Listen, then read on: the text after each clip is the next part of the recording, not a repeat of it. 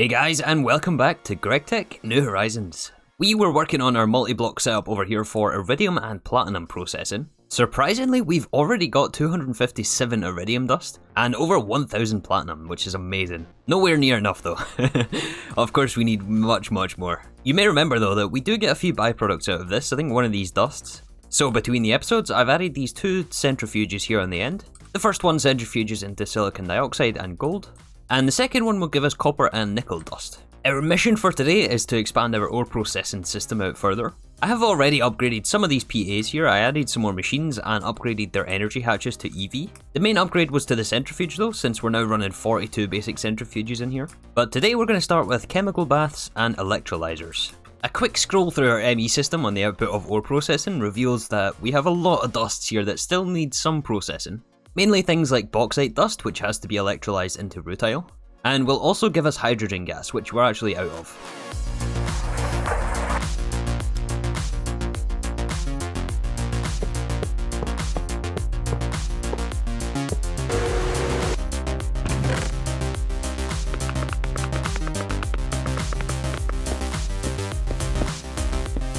Okay, it took a little bit of time to get set up, but here's what we're going to do here.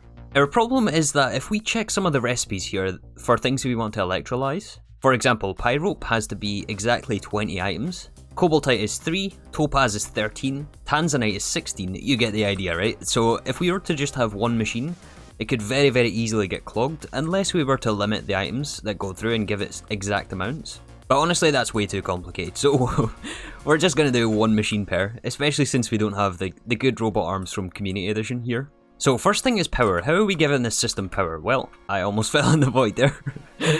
Well, we are taking power from our main EV line, transforming from EV to HV, HV to MV, MV into a 16x battery buffer. Probably not necessary, but I mean, they're cheap, so yeah, into 16x annealed cable, into MV electrolyzers.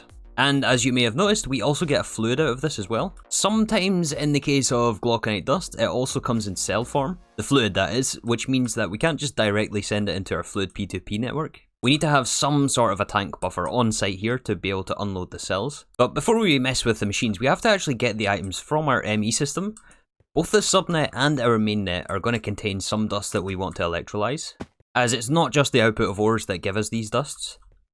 So what we have underneath here is a connection to AE, and this is actually connected to our main network, but we have to be careful here we don't connect to the subnet that's right here. But since we have this storage bus which is connected to our main network, and we are able to extract from this, it means that it will pull all the dusts that are electrolyzable, or at least that we can figure down there. Oh, quest update for the glass cable, we need to buy more of that stuff. We're quickly running out of this. I wonder how many conduits we've went through so far in this world. We're going to need some item conduits, some filters, and some ender fluid conduits as well. I actually don't know if we have too many channels over here to work with. We should have enough though, right? I mean, this does also share connections with the blast furnaces, but we are using downs cables up to a certain point over here. So yeah, with the two interfaces down there, we still have 3 channels available for us. So to pull the items over here, all we need to do is actually filter them in the interface. We'll start with bauxite dust. And I like to go up to a full stack just so that the ME interface isn't updating as frequently. And we'll give both of these things a name. Actually, we'll move them up a block. I think again we will go with a small buffer of drawers here. And we'll output from the interface into the drawer controller. And then I think we'll go underneath here just to keep things a bit cleaner. Since we have this power cable in the way, and we can't share spaces obviously with the conduits, it means that we're going to have to go in from the side like this. And we'll have electrolyzers on both sides, along with the tanks.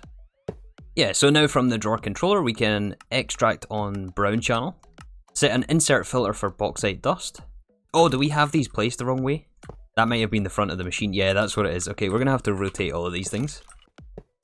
And in the case of bauxite, we also have to give it the empty cells, which we do get back. It just means that we'll have to do some extra filtering here for the tanks. Very slow recipe, but I think it's going to be okay. I think it's going to be fast enough. Nice, and with the outputs, we have to send the items back into our subnet, which kind of complicates things actually. Since the item conduit that we're on is not on the subnet here. You know what, actually, let's just send it all back into the main network. I think it's going to be fine. We'll just upgrade the drives if we need it. That will really simplify things a lot. So we're going to insert on purple in the interfaces, but we will have to add a filter to blacklist empty cells. And that is so that we can keep the cells in a closed loop on these machines. So all of these will be insert brown and extract purple.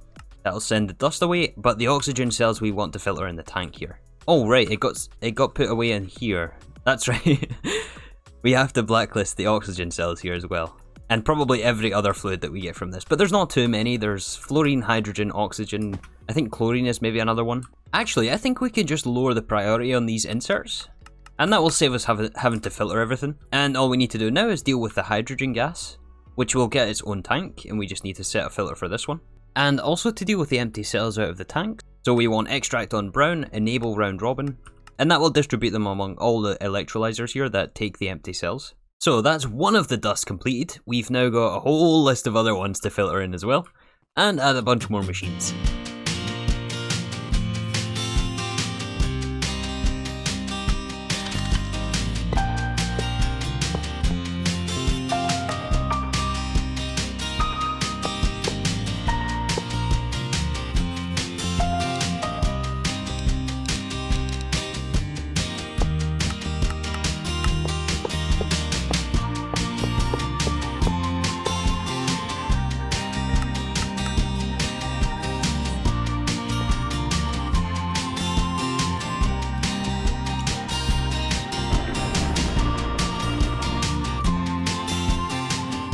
Alright, so I've been busy setting up the electrolyzers. You're joining me here on Ceres. I don't know how to pronounce this place. The place where we left our miners. Wow, look at all this stuff. Look at all that platinum. Oh, I love it. And some titanium. Lots of useless stone dust. But yeah, it appears to have stopped here though. I don't really know why. We still have plenty of fuel. Oh, we're just out of drilling fluid. That's what it is. Well, in that case, we're going to leave that one set up and grab the other one, which should have the ender chest next to it. Aha, here we are. It looks almost identical, but no, this is a couple of hundred blocks away. It appears this one is out of stone dust, actually, and I didn't hook it up to the output supply. Perhaps that was a mistake. I just had this full drawer here, and it appears to have run through it all. We basically need water cells, stone dust, and lubricant to make drilling fluid. Okay, we're back at the first miner here. I pulled up the other one that we were just at, and replaced the ender chest here on this one. That means we can take all of these compressed chests away with us. And we're also going to refuel this system by giving it an ender tank full of hog. Straight on the combustion generator this time. No tank in between like last episode. We are going to add the item conduit here for the stone dust so that we keep making drilling fluid, and it should just keep running until either the output is full, in which case we have to add more chests at the overworld, or until the vein is empty.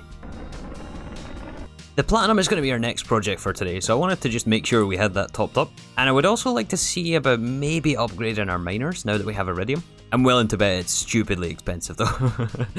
We'll see. Where's the portal? I can't click it. There we go. And you know, we got through all the backlog of resources that we had to get processed, but there is still now all of this as well. Anyways, we got all the electrolyzer set up that we're going to do today. There is still one or two more dusts that I decided to skip for now. Things like magnetite, we can actually electrolyze into oxygen and iron, but it's just not worth it. This is absolutely not worth doing. We can just smelt this directly 1-to-1 with iron. We really don't need the oxygen out of this. There's a few others like garnerite as well, which can give us nickel and oxygen, but again, we can just smelt this 1-to-1 with the ingots. Banded iron here is another one, I think, which just gives oxygen. But yeah, these are the materials I decided to settle for now. I actually had to add a third interface to this, and I moved them just out the front here. I also implemented our fluid P2P network, which is right here. That takes the outputs of the fluid tanks, so mainly for things like the hydrogen. I think this one is for chlorine. We also get fluorine out of this as well, which is used for PTFE. And I think later down the line in one of the iridium byproduct processing, we need fluorine as well. But as you can see here, we are completely maxed on oxygen, and it's backlogging quite a lot of these machines. Oxygen is something I'm pretty comfortable just voiding. We really don't need to make excess oxygen, as we do get it from sugar. The hydrogen, though, is something that we definitely don't want to void. In fact, we were actually out of it at the start of this episode. So we're just going to invest in one of these overflow valves for the tank. I wish we could make the HV one though, but I think we need the alloy blast furnace for this. And what circuit is this? Bio 19? That's very strange. There we go, that unblocks the whole machine, and all of these things start running again. But yeah, as for the chemical baths here, we're just going to have 2 of these things at HV, along with a fluid extractor for each one. I have also hooked up an interface here to supply this with the items that we require. However, I think we're out of channels on this line. Oh no, we have just enough, yeah. Nice. At some point we'll have to upgrade that cable. But we basically want to be requesting Quicksilver out of this thing. Once again, we give it a name. So the Quicksilver we want to be going into the fluid extractors to give us mercury. So we can filter the inserts for both of these things. And we set round robin from the interface. Loud machines. Let's just put some mufflers on these things. So the Quicksilver we're getting mainly from sifting cinnabar. I was originally going to centrifuge redstone for this, and cinnabar dust, but as you can see by the time here, I don't fancy waiting 170 seconds per 3 buckets, so we'll be going with the fluid extractors instead. So as for the inputs for this system, well, it's going to be all of this platinum that we have. Platinum and also sheldonite, and also crushed nickel if we have any. I don't think we have any crushed nickel though. Palladium though is also something we want to send through the chemical bath. No, it's not, I'm a liar. I thought I remember seeing it up here, but no. I think for now, just sheldonite and platinum. All this platinum that we're getting is going to take literally days to process with our current setup over there. But we want to filter both the sheldonite and also the platinum into these drawers. We need to set the priority on the drawer controller to 3, which I think is the highest on this conduit network. This is on the same one as the rest of the ore processing system. And that way it's designed so that any inputs we put in the input chest for ore processing, which eventually will be an ender chest, should all eventually make their way over to these drawers for buffer. I'm going to actually make sure to blacklist it here on the forge hammer. Any overfill on the drawers there, we should maybe upgrade the drawers as well. But I want to just make sure that we are not processing any of this through the forge hammer. So then we set the filter on the chemical bath, one for each of the crushed dusts, which will be insert brown. Then we need to just give this the mercury from the fluid extractor. And from here we're going to get the purified sheldonite, which is going to be sent to the next part of the processing. We get regular sheldonite dust, which we'll have to set up centrifuges for. And I believe it's going to be the same here for the platinum. Yeah, purified platinum with a chance of metallic powder dust, which should be sent over to our multi-blocks over there. But because we need the purified to rejoin the rest of the system here, it means that we can't put it on the same conduit line as this. Well, actually we can, because the Quicksilver is on a... We can do this Quicksilver on a separate channel into these fluid extractors. Yeah, I like that idea actually. Yeah, just join these two conduit connections together and it should just be a matter of extract on brown channel. Yeah, nice. That'll send all the contents into the subnet and then onto the next stage of processing. Although for purified, I don't know if we have anything set up yet, do we? Where does all the purified go? This is crushed purified, that's not the same thing I don't think. Ah, wait a second, we need to filter it into the thermal centrifuge, that's what we want. Because we want the extra chance at iridium metal residue. Oh, I already filtered it. Look at me planning ahead. Did I do the sheldonite as well? I did do the sheldonite as well, nice. So we're done? I think we're done here. And just to confirm, the iridium metal residue dust, wherever we get that... Aha, right here. Yeah, iridium metal residue. We need to be able to send from our AE system since we get that as a byproduct of the chemical baths. Which means I think we just need to add an insert filter for this, as it also comes out of the output bus of the blast furnace. So if we set a filter here for the iridium metal, and we also request it on the interface, which should be down here somewhere. Here it is. That will pull all of the dust from our system and make it join the rest of this chain to be processed. The power of applied energistics, I love it. I don't think there's any other byproducts though that we need to worry about right now.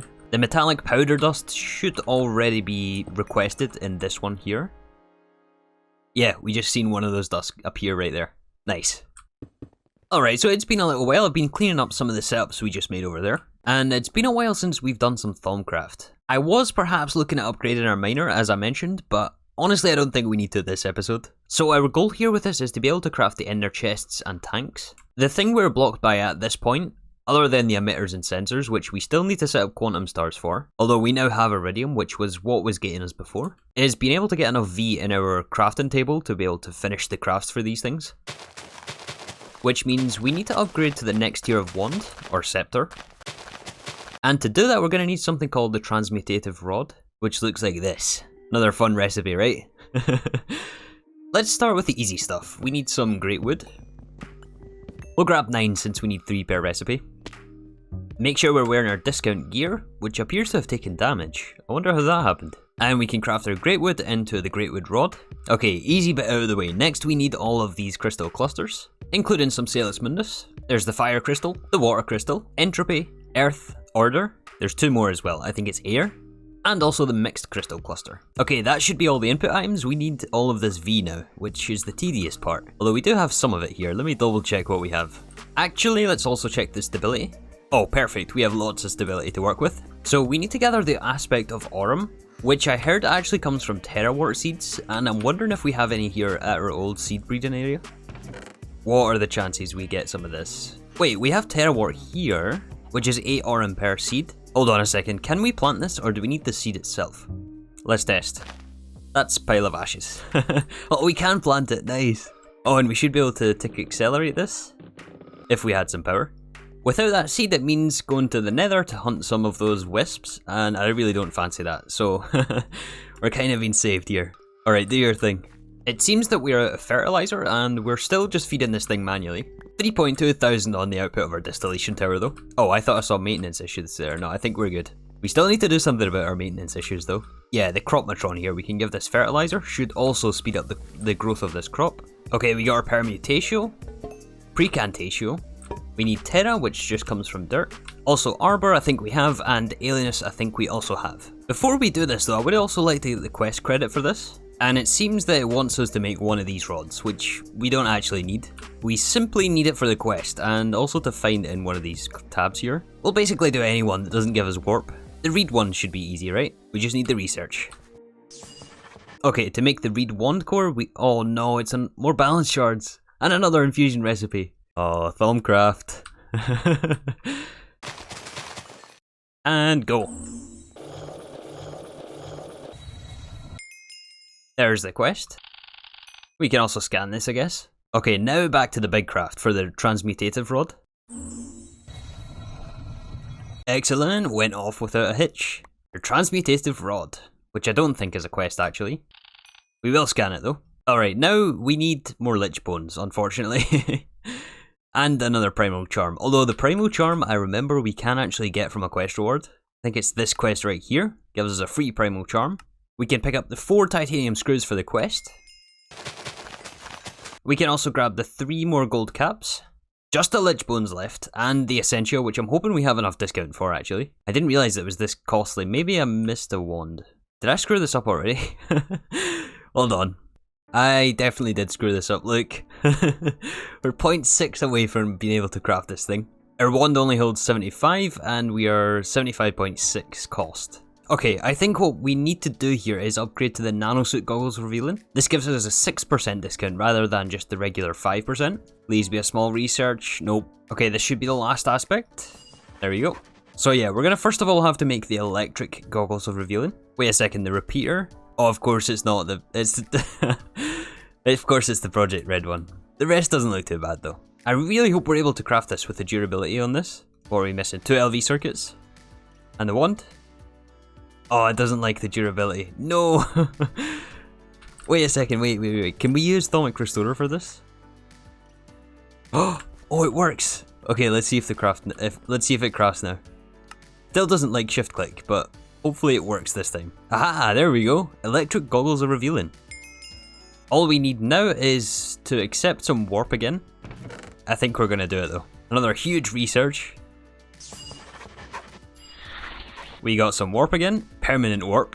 Okay, let's see the damage on the recipe. You know what? Actually not bad. So long as we have... Oh yeah, we can make this easy. It's just the V cost. This is the most tedious parts, especially since we don't have it automated. It's possible that we'll be able to get away with using nano circuits for this at HV tier, but since it only shows the advanced, I don't really think I want to take any chances with stability. So I encoded some recipes to make the more expensive circuits just for this. Not to worry though, I have some patience this afternoon.